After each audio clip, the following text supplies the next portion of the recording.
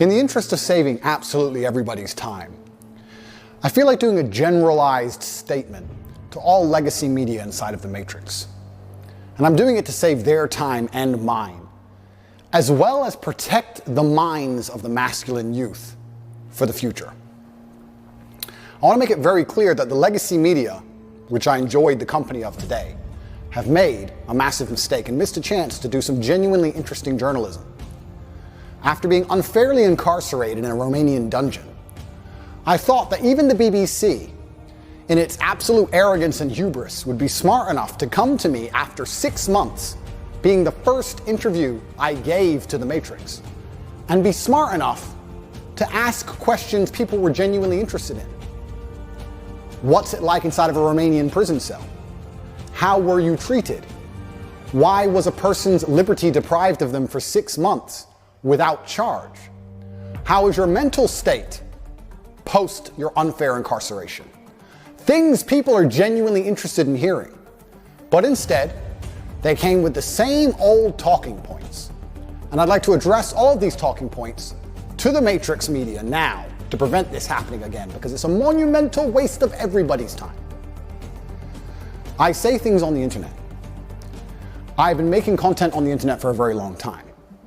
Finding a clip from 2016, 8 years ago, finding a 4-hour-long podcast from 2016, ignoring all context, ignoring everything positive I say about men and women and the world, and taking a single sentence and trying to pretend that's my entire worldview, is not the bombshell you think it is. Nobody cares. Everybody understands what satire is. Everybody understands what a joke is. Everybody understands it's the internet. Everybody understands all of these things.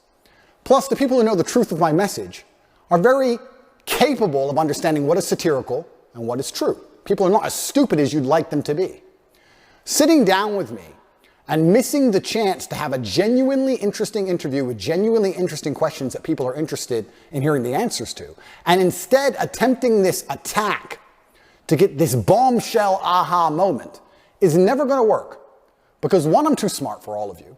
And two, nobody cares. Nobody cares I made a joke 8 years ago, because everybody knows I was joking.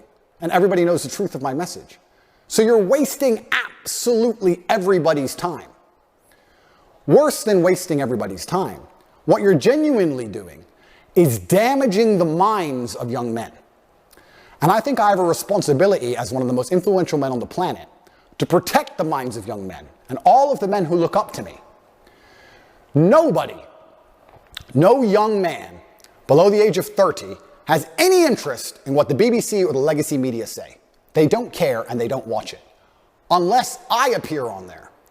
So when I sit across from a reporter who says that having a nice car makes you a misogynist, it's disingenuous. And also financial success, correct, with a Bugatti and a cigar, but it comes with a side order of misogyny. How does having a Bugatti and a cigar come with misogyny?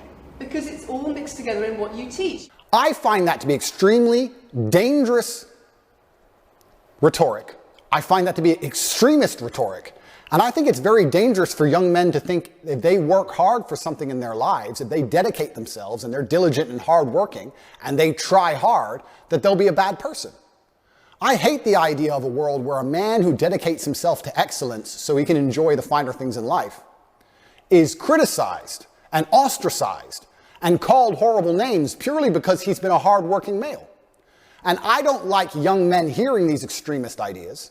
And they're only going to hear these extremist ideas if they watch the BBC, which is an extremist organization. And they're only going to watch the BBC if I talk to the BBC. So I feel like now that these people have proved themselves to be extremist and very damaging to the minds of young men, I have an obligation to not interact with them very much, because I don't want them spreading their extremist propaganda. We have a men's mental health crisis. Young men are disenfranchised. The suicide rate amongst men is much higher than women, and everybody pretends to care. But when I come along and say, I am a man, I've been a man, I know how it feels to be a sad man and a happy man, and I found happiness through masculine achievement and strength, through working hard in the gym, through dedicating myself, through building a life worth living, through taking care of the people who I love, both male and female, through becoming financially successful, through sticking up for myself, through having opinions, through being a man of honor and courage, when I do these things, I'm ostracized and they're attempting to destroy my life. This goes beyond a few media interviews. They are attempting to put me in jail and destroy my life because I am helping young men. They don't care about men's mental health. They have no interest at all. In fact, the ideas they purport, like I've just explained, are genuinely damaging to the mindset of young men. On top of this, they waste everybody's time because their aha moment never works. Nobody's interested in it, and I destroy them with ease. But my hourly rate is high. It's not very fun for me to do. I just do it. It has to be done, but I don't particularly enjoy it. I allowed you into my home. I'm doing you a favor, giving you the first interview I'm giving to the public. You don't come here with a position of authority. You're not the police. I don't respect the BBC. I don't know you. You do not come here with a position of authority over me. We are equals. We are people. We're citizens of the world, and we sit here as equals. And I see you as my equal, and if you ask me questions, I can ask you questions back. For you to come here and sit down and pretend you're the Gestapo and that you don't have to answer my questions is disingenuous because I don't owe you anything. Asking questions and you answer. But I don't owe, no. However you want. This is a conversation.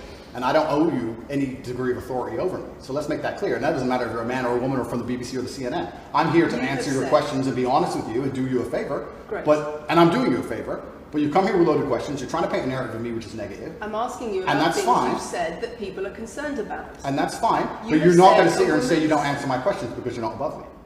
So, in the interest of spreading good and positivity in the world, which is my number one objective, I am making this clear to all legacy media outlets. I will no longer interact with you for free. Nobody cares that you lie about me and nobody cares what you say. You have destroyed all of your credibility in the last 4 years of constantly lying about everything. And continuing to lie about me will only destroy your credibility further. I have an organization called Tate Pledge, which you can see. Go to CobraTate.com and click at Tate Pledge, and you will see that I dedicate $25 million a year to feeding children, both male and female, in war-torn countries. I would like to think that even the legacy media can agree that feeding children in Sudan, or Turkish children after an earthquake, or Syrian children in refugee camps is a pretty positive thing to do for the world. In my last BBC interview, she tried to spin it and say that what I'm doing is somehow negative because I'm only doing it for myself. But this is the level of delusion these people operate under. Because some people would look at that and say, okay, so before you got money from attracting people to your website by making controversial comments, but that might have got you into trouble. And so now you're looking for a new market. You're looking for a new market of followers who are attracted by a different sort of persona. I've always done the charity work, so that is obviously incorrect. And I have proof that I've always done the charity work, so you're wrong. Tate Pledge is funded 100% by me. This is my personal money. But I believe if the legacy media is intent on spreading hate, intent on spreading extremist ideologies, which it seems they are, not only the extremist ideology that men shouldn't work hard, but also a bunch of other ones, which I don't need to mention because most thinking people understand what the legacy media is trying to purport on not only the population, but the young children of the world. And what they are trying to push is far more damaging than me saying you should go to the gym. Therefore, I no longer have any interest with interacting with the legacy media for free because I don't want their extremist views shown to young children without doing some good for the world. My fee from this point onwards is $50,000 and a box of chocolates. That is what it is going to cost you to speak to me. If you are from the Matrix, you will give me $50,000 in advance, which will be donated to Tate Pledge, which will be used to feed children in war-torn countries. And you will also bring a box of chocolates to my gate, which I will ingest as I listen to your Matrix propaganda and destroy you. Because I deserve chocolates if I have to put up with you. I'm an extremely successful man, and my time is valuable. And you're wasting mine, yours, and everybody else's. So if you're going to come along with your extremist ideas, I would at least sleep better at night if you were feeding some poor, innocent children somewhere in the world. But you have no interest in doing any good for the earth. You're only interested in spreading hate, unlike me who wants to do good things. So, post my BBC interview, I've been contacted by the New York Times, CNN, the Clinton News Network, all of them. And they're all desperate to interview me because they understand the number of views it will get. I want to try now. I want to try now. And they all want to try a different version of the same aha moment, not understanding because they're completely detached from reality, that it's not an aha moment and nobody cares. They're not interested, they're not smart enough to look at the board of the chessboard and say, this isn't going to work. Let's ask him questions people actually care about. They're not that smart. So if you want to waste your time and mine, that's what it's going to cost you.